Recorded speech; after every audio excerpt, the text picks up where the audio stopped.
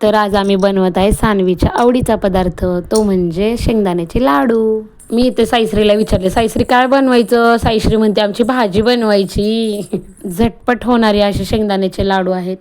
त्यासाठी लागणारे फक्त शेंगदाणे, गूळ आणि इलायची, बस एवढंच लागणार आहे. शेंगदाणे भाजून घेऊन गूळ आणि इलायची टाकून वाटून घ्यायचं आणि त्याचे लाडू बनवायचे. झाली रेसिपी. सगळ्यात पहिला लाडू आमच्या साईश्रीसाठी. साईश्री बघा खाऊन कशी म्हणते, छान छान असं रिप्लाय पण दिला तिनं. तिला आवडलेत लाडू.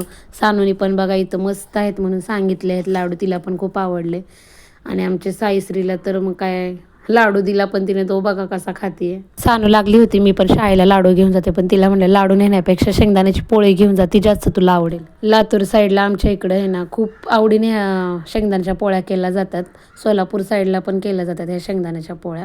एकदा नक्की ट्राय करा तुम्ही पण. खूप सोपी रेसिपी आहे. फक्त शेंगदाण्याचे लाडू जे असतात ना तेच त्या पुरणपोळीसारखं, फक्त त्याच्यामध्ये ते सारण भरायचं आणि करायचं, काहीच अवघड नाही. आमच्या इकडे ह्याला शेंगदाण्याच्या पोळ्याऐवजी कुंदीच्या भाकरी असं म्हणलं जातं. तुमच्या इकडे ह्याला काय म्हणलं जातं कमेंटमध्ये नक्की सांगा. चला बाय बाय फ्रेंड, भेटूया पुढच्या ब्लॉगमध्ये.